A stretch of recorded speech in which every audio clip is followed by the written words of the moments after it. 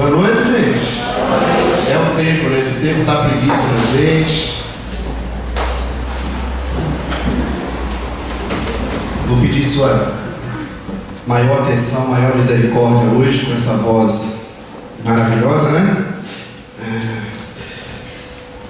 Nós estamos entrando em mais um mês, pela graça e misericórdia de Deus, e queremos, só para te lembrar, já estamos no 6º mês do ano, não é isso? Já está na metade, hein? Já era 2013. Parece brincadeira, mas o tempo corre, o tempo passa muito rápido. Porque a bateria agora já está assim, isso não é um bom sinal. Vamos ver. Eu queria que você abrisse em primeiro lugar o boletim impresso, se você tem aí, que eu não coloquei na projeção. Eu queria fazer a leitura só do início, onde tem uma pesquisa recente agora do IBGE.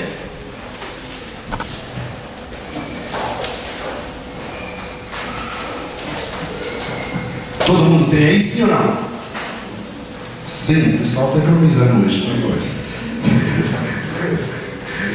Diz assim, ó: acaba de nascer no país uma nova categoria religiosa, a dos evangélicos não praticantes. É muito comum no Brasil, como um país, na sua maioria católica, usar o termo "eu sou católico não praticante", não é isso? Agora olha só isso aqui, né? Acaba de nascer no país uma nova categoria religiosa, a dos evangélicos não praticantes. São os fiéis que creem, mas não pertencem a nenhuma denominação. O surgimento dela já era aguardado, uma vez que os católicos, ainda a maioria, perdem espaço a cada ano para o conglomerado formado por protestantes históricos, pentecostais e neopentecostais. Não vou explicar o que significa isso tudo aqui, porque isso aqui vai demorar uns 10 anos, né? Sendo assim, é cada vez maior o número de brasileiros que nascem em berço evangélico e, como muitos católicos, não praticam sua fé. Dados da pesquisa de orçamento familiar do Instituto Brasileiro de Geografia e Estatística revelaram na semana passada que evangélicos de origem que não mantêm vínculos com a crença saltaram em 6 anos de insignificantes 0,7% para 2,9%. Em números absolutos, são 4 milhões de brasileiros a mais nessa categoria, nessa condição. E você? Eu vou trocar isso aqui já para ele não me perturbar.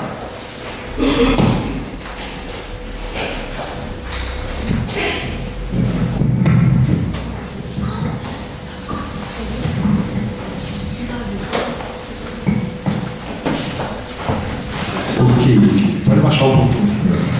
Eu não vou entrar nos méritos, né, da questão religiosa, tentar explicar essas coisas, mas tentando falar apenas aqui em pessoas que dizem que creem, mas não praticam aquilo que diz que creem, sem entrar em mérito do religioso, católico, evangélico.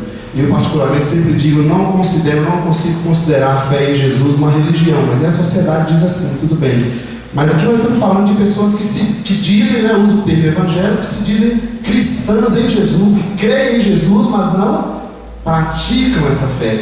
E principalmente não são pessoas que vivem uma vida muitas vezes imoral, nos roubos. São pessoas que cresceram numa família que praticam outras coisas. E está mostrando a pesquisa que já são somados mais 4 milhões de pessoas que nascem nessas famílias cristãs e não praticam mais a sua fé. É impressionante, né? Isso aqui é bem comum. Esse é o perigo da gente pensar que seguir Jesus é religião. Como os nossos filhos estão vendo, como os nossos parentes, como cada membro da igreja está vendo isso. A gente confunde igreja com um teatro, com uma casa de show. A gente confunde evangelho com religião. E depois, obviamente, não tem vida, não tem nada dentro de nós. Quando o show não é legal, quando a apresentação não é legal, a gente procura uma boate, uma outra casa de show que tem um show melhor. Não é isso? Por isso a gente precisa, desde cedo, não colocar na cabeça dos nossos adolescentes, crianças, jovens, que igreja é um lugar legal, que igreja é show, que igreja é um lugar que tem a banda, apesar que os eventos são maravilhosos. Eu queria compartilhar com você, então, dentro dessa linha, sobre o encontro com Deus, pensando na vida de Jacó. O Itamar já durante o louvor citou, lembrando Jacó. Eu queria que você abrisse sua Bíblia lá em Gênesis.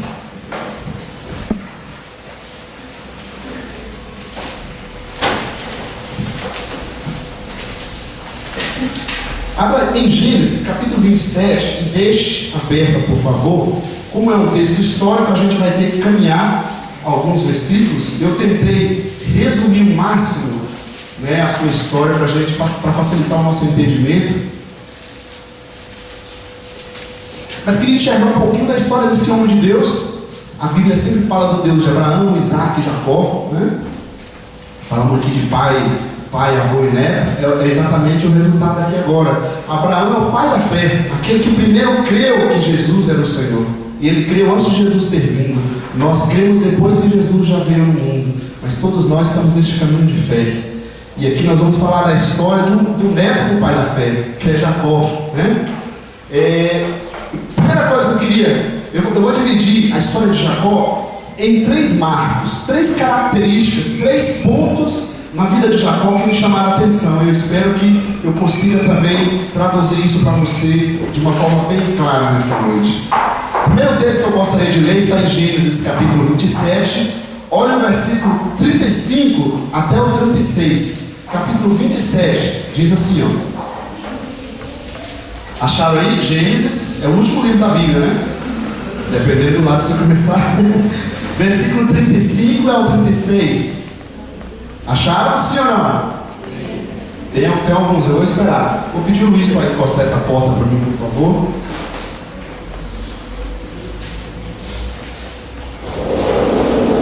Estou sentindo frio. Acharam agora?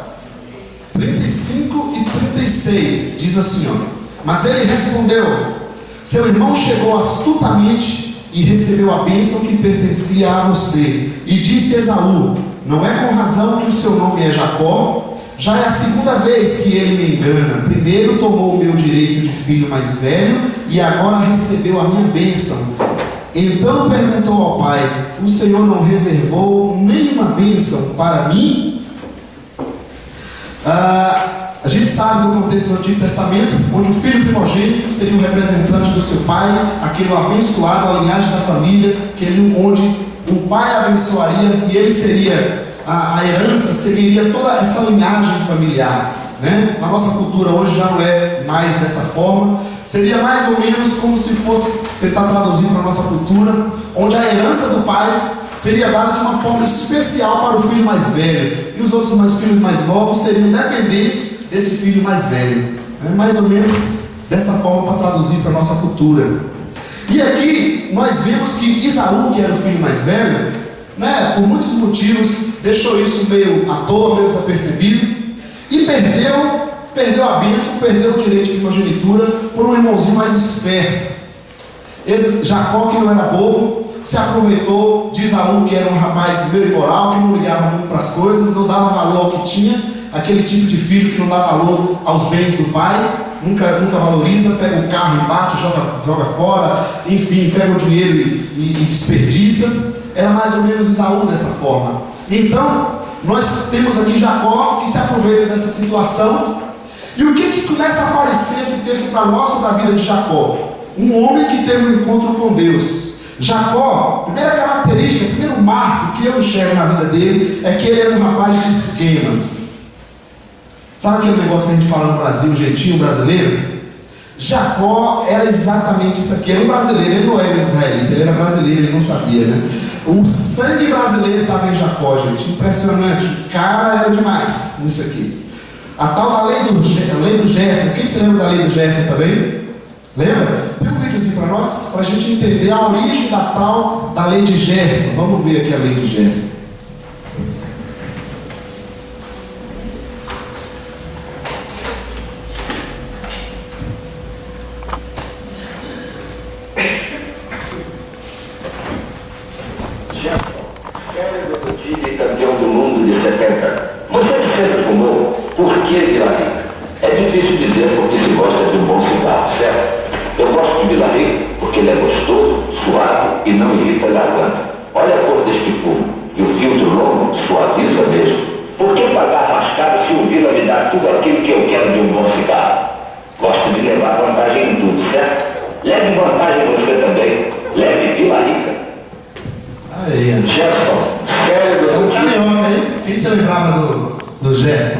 E essa propaganda, essa frase pegou, que até hoje a gente está falando, né? É de Gerson.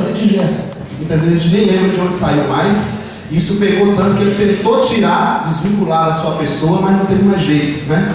A questão é que o Jacó era esse dito cujo, era um Gerson da vida, era um brasileiro mais típico que gosta de dar um jeitinho brasileiro. Jacó era uma pessoa de esquemas.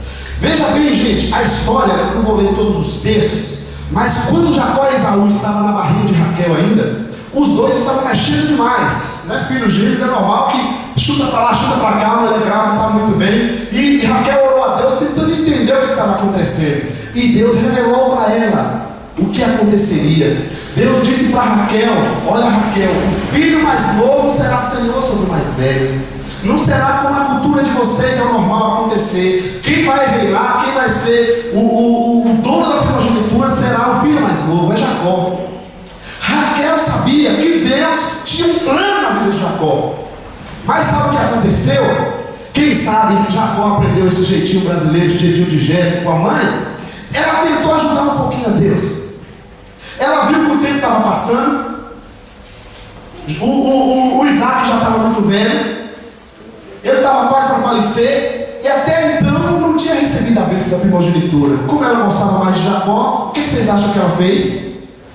Meu filho Jacó, vamos fazer o seguinte: seu pai gosta de uma carne assada, né? Uma boa picanha. Vai no campo caçar um animal para ele.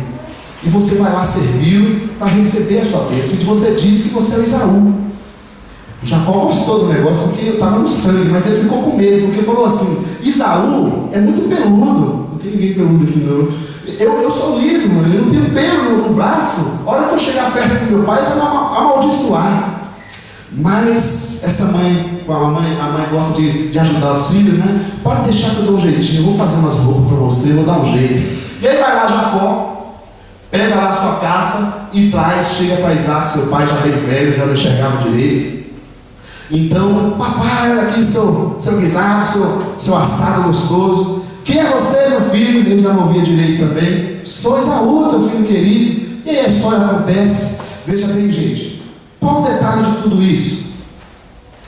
A pergunta que a gente tem que fazer: Deus não tinha dito para Raquel que Jacó seria o abençoado? Seria o dono da primogenitura? A pergunta que a gente tem que fazer é: por que ela inventou essa situação? Por que ela e Jacó criaram esse esquema traiçoeiro para poder receber a bênção, se Deus já tinha falado que ele seria o dono da primogenitura? Estão entendendo?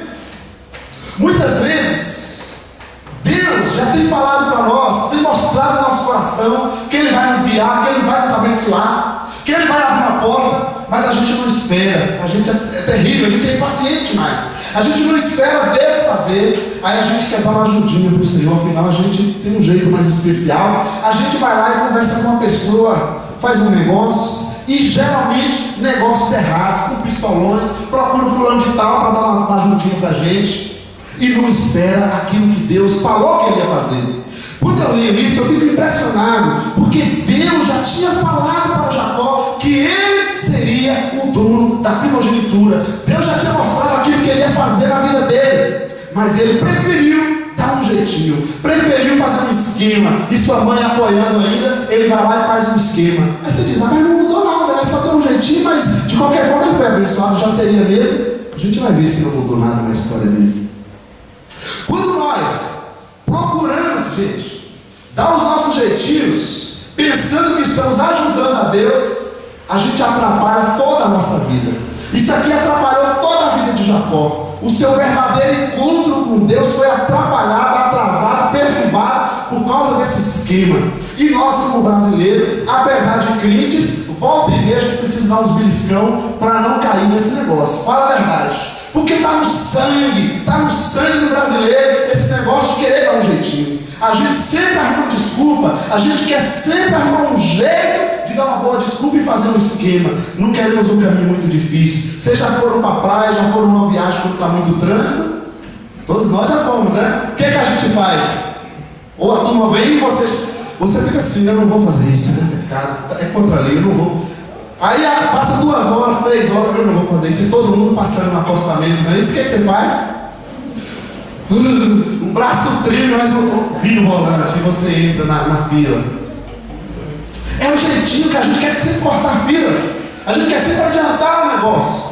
E o mais impressionante aqui é que Deus tinha mostrado para ele que ele seria o abençoado dele. Ele seria o dono da primogenitura, mas ele resolve fazer a parte de Deus. Isso mexe bastante com a gente. Se você lembrar de Saul e Davi,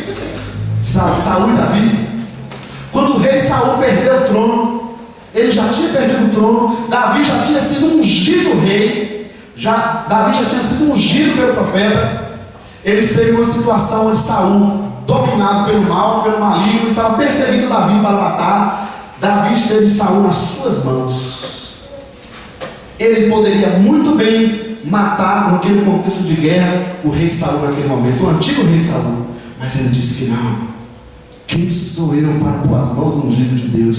A hora que Deus me colocar em posse, me dá o trono, eu farei meu papel de rei, mas eu não vou adiantar nada. Deixou Saul livre, segue o seu caminho, não quero nada com isso. Isso é um erro seu, resolve com Deus, eu vou cuidar da minha vida. Ele não colocou a mão naquilo que não era dele. E nós muitas vezes estamos tentando adiantar as coisas. Conversa com o fulano de tal para ele abrir uma vaquinha para mim, para ele dar um jeito. Vamos ver aquele cargo, aquela posição, melhorar aquele dinheiro, aquela oferta. E a gente vai fazendo essas coisas, e isso vai nos prejudicando. E muitas vezes a gente está saindo da vontade de Deus. Assim foi a vida de Jacó, um homem de esquemas. Jacó enganou Esaú, seu irmão. Jacó enganou seu pai Isaac. Ele poderia ser processado hoje, né? Enganando idoso, não é verdade?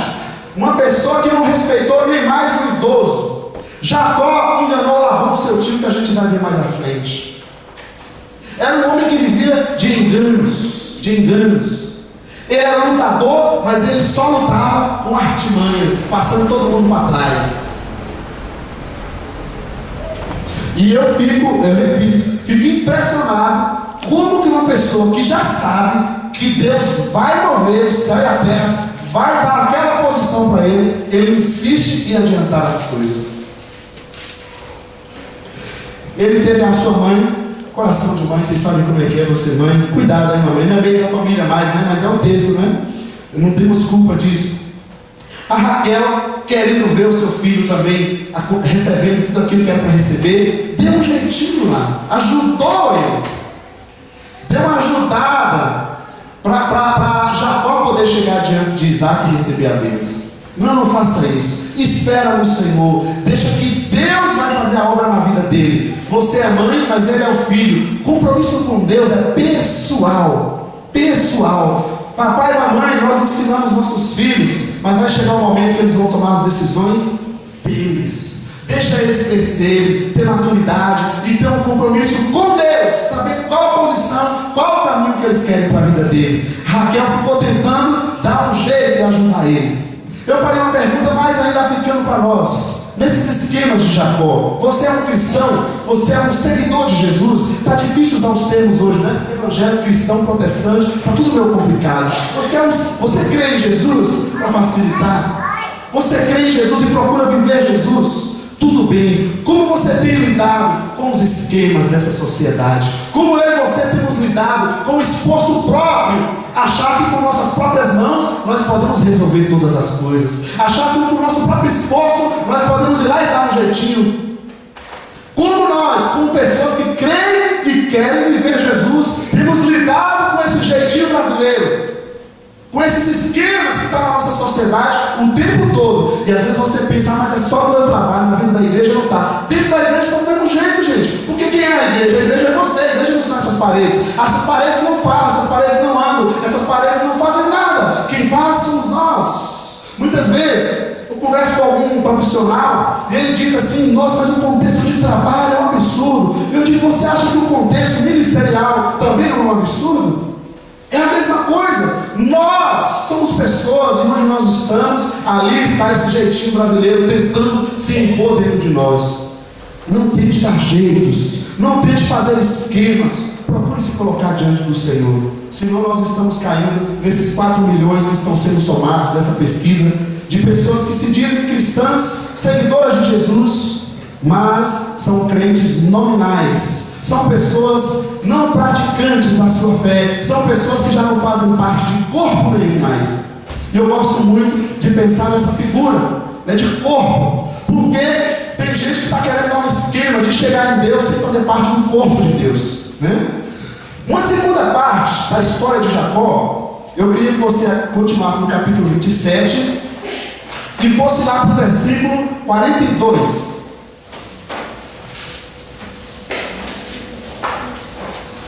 Hoje eu vou tomar umas 300 jarras d'água para ver se a garganta sai, né?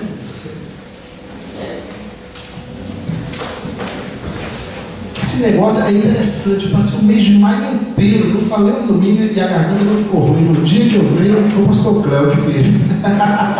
Brincadeira, querido.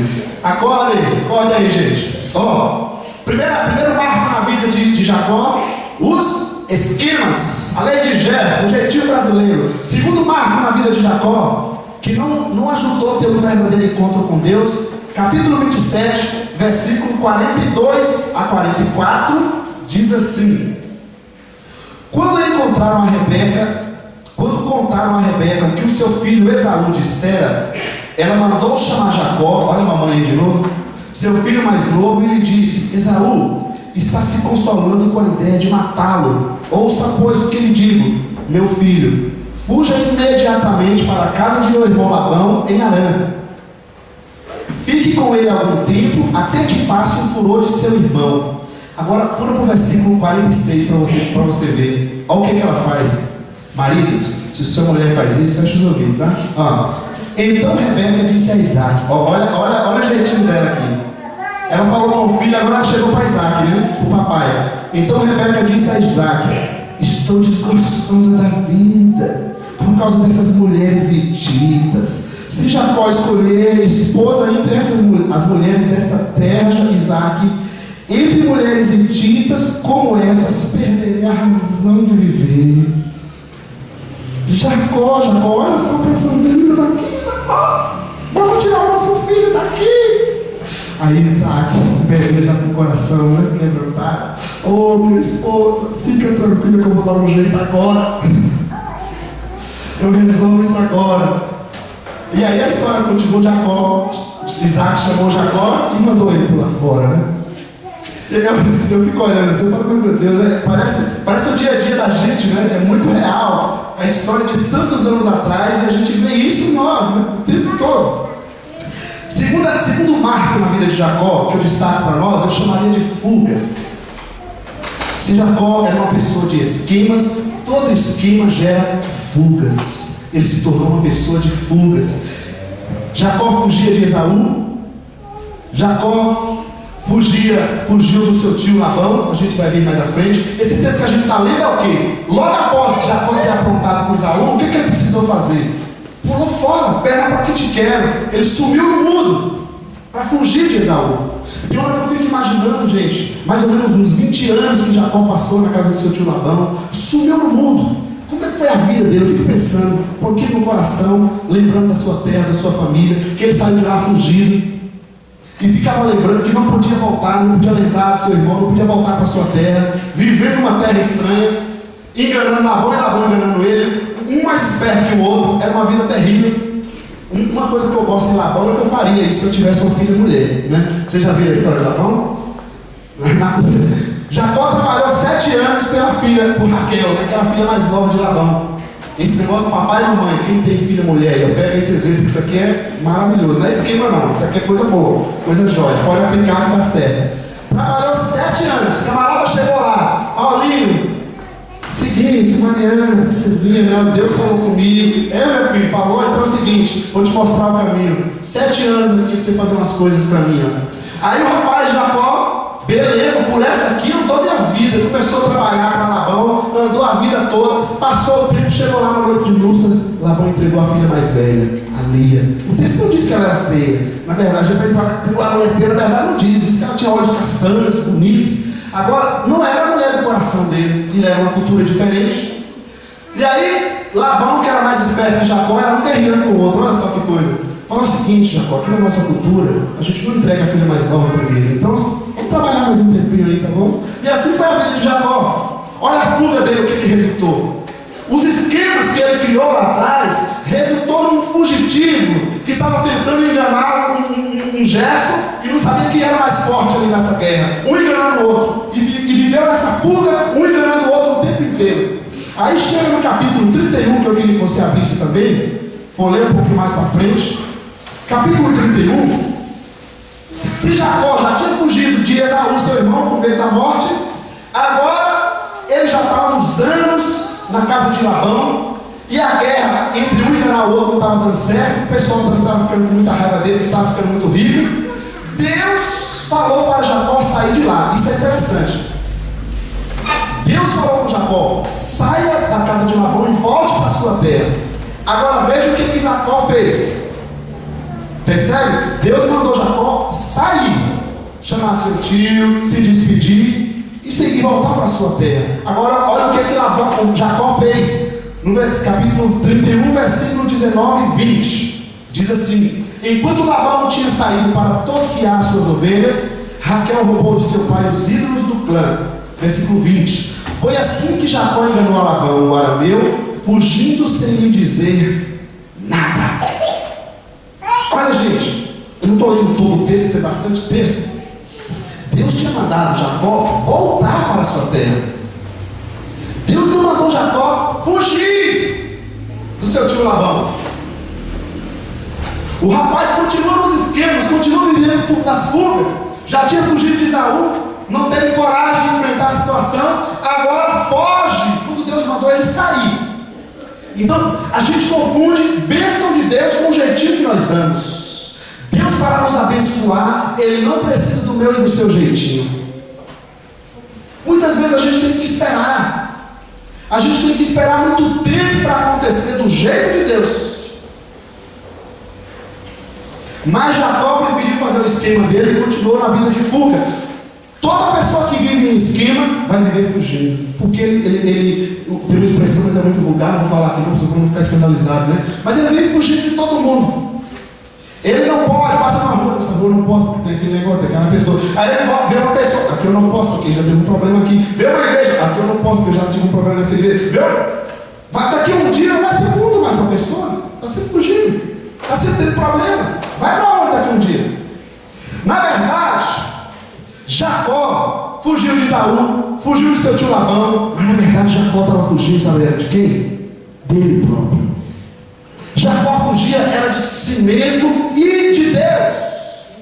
Deus tinha um plano na vida de Jacó, mas ele não deixava Deus fazer um plano na vida dele, ele dava um jeitinho dele. Deus tinha um plano na vida de Jacó, mas ele queria colocar o seu esforço, colocar a sua mão humana e muitas vezes enganosa para fazer Deus agir da forma que ele queria. Jacó estava fugindo, era dele próprio. E nós?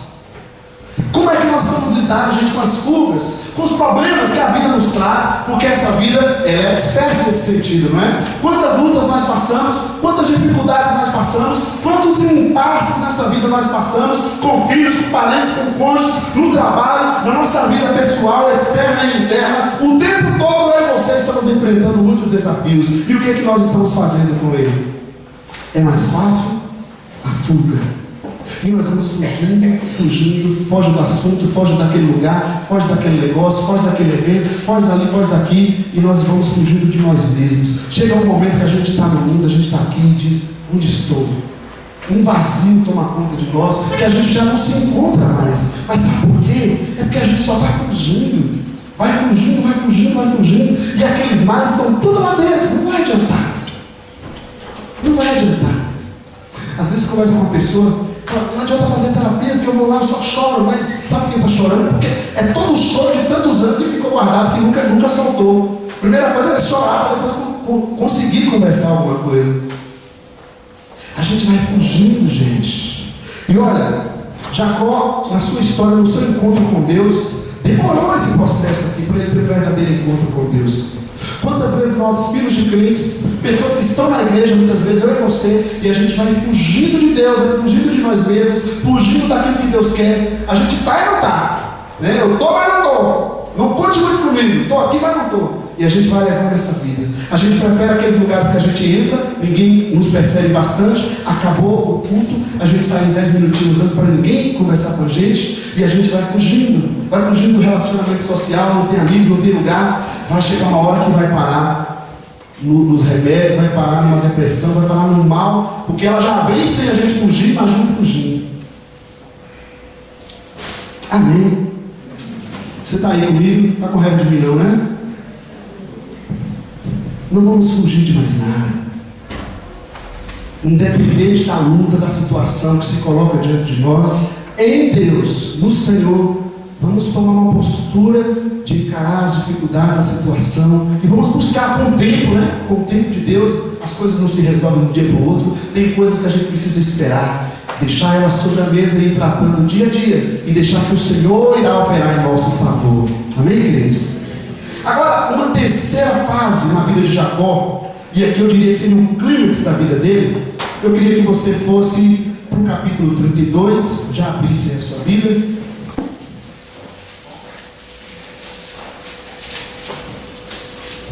Se o primeiro marco que a gente destacou foram os esquemas de Jacó, o segundo, as fugas de Jacó, em terceiro lugar, eu quero chamar de encontro. Agora não tem mais jeito para Jacó. Deus preparou um jeitinho, já que Jacó gostava tanto disso. Deus tinha mandado Jacó voltar para a casa dele, não foi? Sai da casa do seu tio Labão e volta para a sua terra.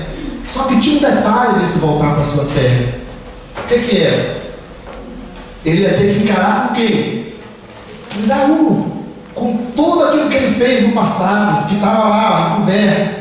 Ele ia ter que voltar e encarar toda aquela situação de novo. E agora, José? Tete a tete. E o negócio fica bom aqui agora, vamos ver.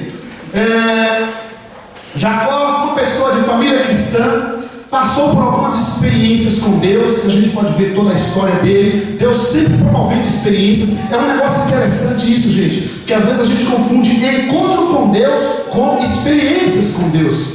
Por exemplo, no nascimento, Jacó passou por uma experiência com Deus. Deus mostrou, revelou para a mãe dele quem seria ele.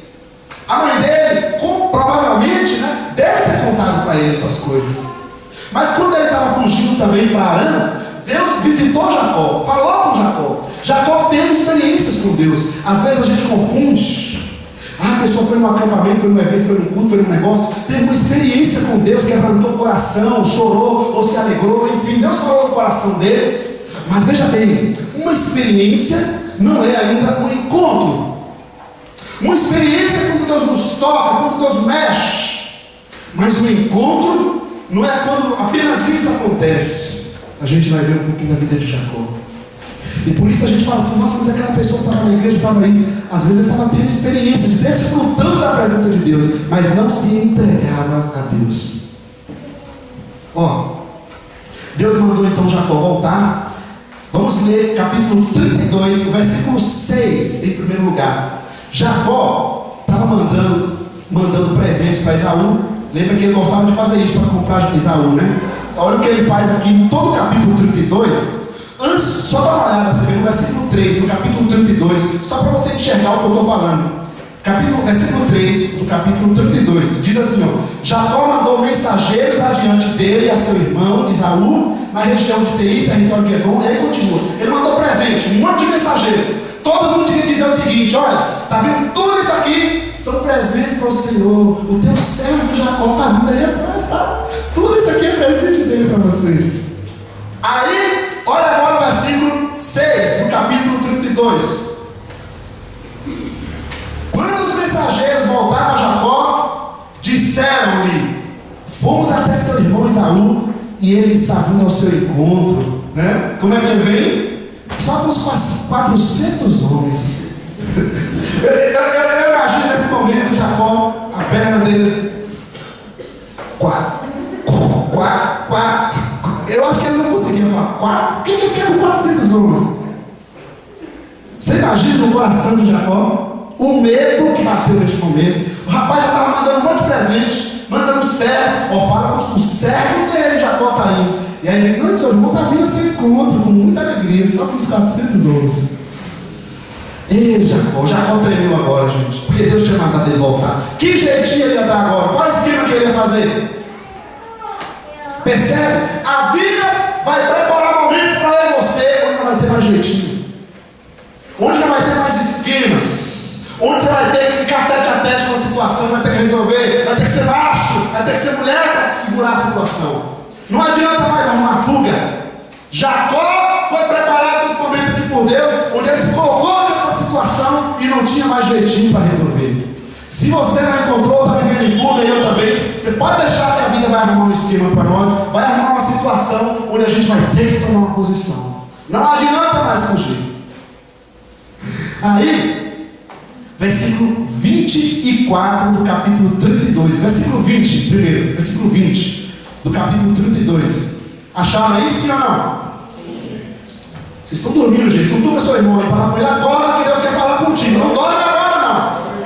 Versículo 20, capítulo 32 diz assim: ó, e acrescentem, olha Jacó falando, e acrescentem, teu servo Jacó está vindo atrás de nós, porque pensava, eu o apaziguarei com esses presentes que estou enviando antes de mim. Mais tarde, quando eu o vir, talvez me receba. Olha o que Jacó estava tramando. Ele estava tentando acalmar a raiva de Esaú. O rapaz estava morrendo de medo, mas não tinha mais jeito para ele. Ou ele vai ou não vai, agora não tem jeito, não tem esquema mais. E isso aqui é surpreendente, gente, porque a vida vai preparar situações para nós, onde você vai ter que se colocar diante da situação, e não adianta querer fugir. E pior, e ainda bem se acontecer durante a vida, porque se acontecer na morte, você vai dar de cara com Deus, vai ter que confessar que Ele é Deus, e não vai ter salvação eterna. É isso que a Bíblia fala. É melhor que a gente tenha esse encontro aqui, porque se eu esperar ter esse encontro com Deus, o poderoso, no dia do reino eterno, aí complica a situação, porque todo mundo vai ter que confessar e se prostrar mesmo, porque criatura diante do Criador se prostra, não tem mais situação. Agora, enquanto nós estamos aqui, Deus tem nos dado o privilégio de encontrar com Ele, de ouvir dEle e desfrutar da sua graça. Aí, versículo 24, eu queria que você olhasse aqui na sua Bíblia, o que Jacó fez, gente? E Jacó ficou sozinho. Então veio um homem que se pôs a lutar com ele até o amanhecer. Essa parte é muito forte, muito interessante.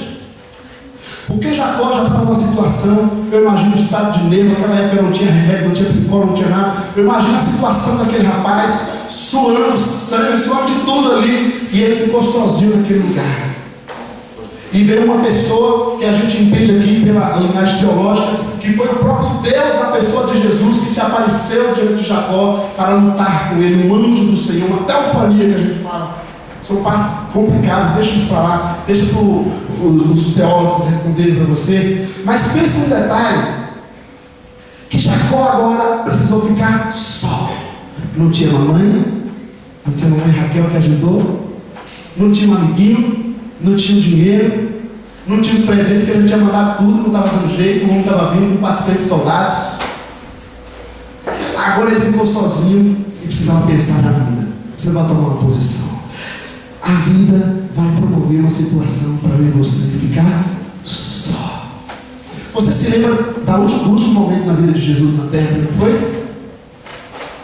Traga a sua memória aí. Jesus foi lá para o monte de Getsemane e ficou com quem? Chamou os discípulos, é verdade, mas eles fizeram o quê? Dormiram. Era só Jesus e Deus. Jacó também. Neste momento não tinha mais ninguém que podia ajudar. Não tinha um amigo, não tinha namorado, esposa, não tinha ninguém. Eu e Deus, esse problema sou eu e o Senhor precisa resolver. Ah, pastor, porque minha esposa é porque meu amigo, meu fulano, meu namorado, não. Esse problema é você e Deus. Para de dizer do outro, para de falar de fulano, para de falar de ciclano. É eu e você, é eu e Deus, é você e Deus.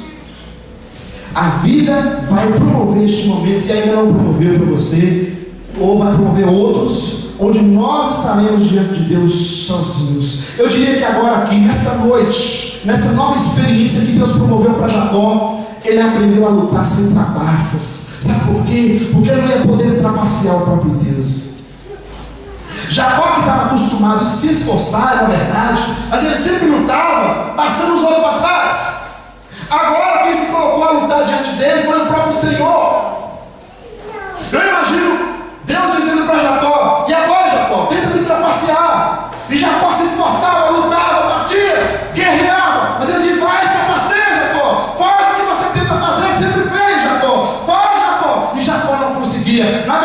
gente, Jacó não estava lutando era com Deus, Jacó estava lutando com ele. Jacó estava lutando com todo o seu mau caráter de toda a vida, que ele tentou trapacear e trapaceou todas as pessoas, que ele não respeitou o tempo de Deus, que ele não respeitou a vontade de Deus e passava por cima de todos e todas, fazendo o que ele bem queria. Agora Deus se coloca diante dele e fala: vai, Jacó, tenta fazer o que você fazia com todo mundo. Ou você vai ser uma nova pessoa agora, ou você vai continuar nessa vida. E ali ficou toda aquela noite. O que o anjo fez ali com Jacó? Tocou nele, vendo o seu grande esforço, onde Jacó aprendeu a lutar. O anjo toca nele e me chama a atenção dois detalhes. Versículo 26 a 28, eu gostaria que você olhasse aqui. Versículo 26. Então o homem disse: deixe-me ir, pois o dia já despunta. Mas Jacó lhe respondeu: não te deixarei ir, a não ser que me abençoes.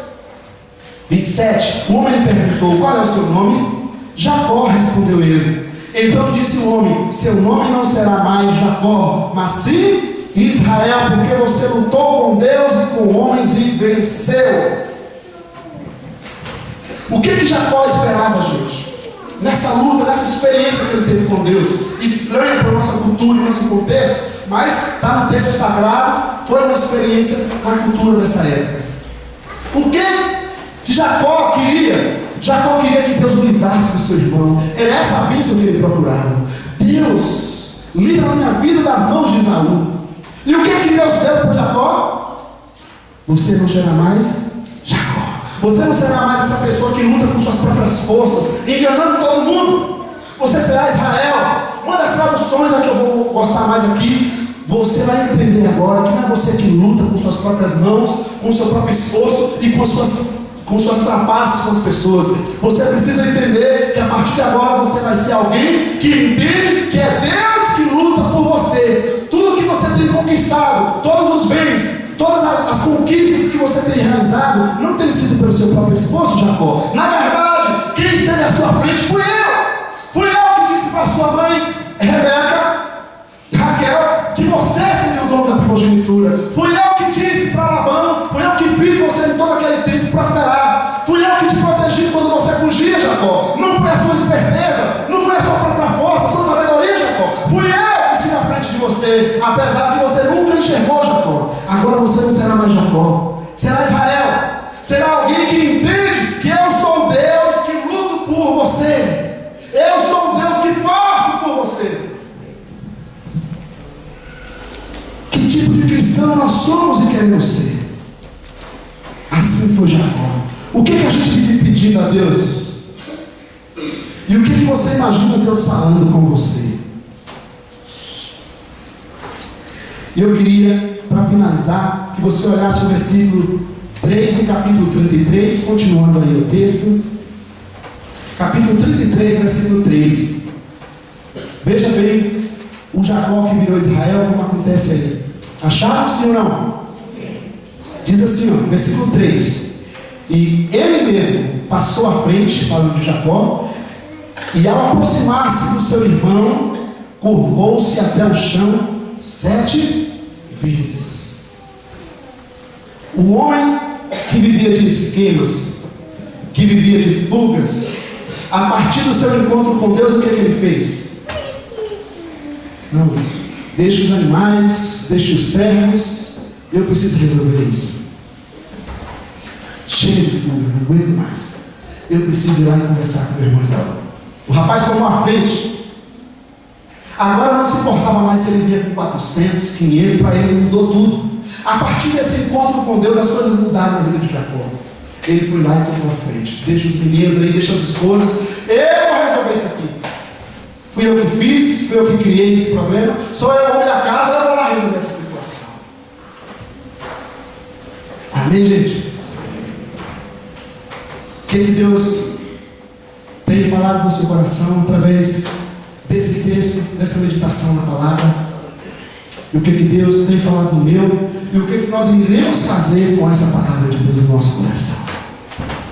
Eu quero te convidar a cear nessa noite, uma ceia de encontro com Deus.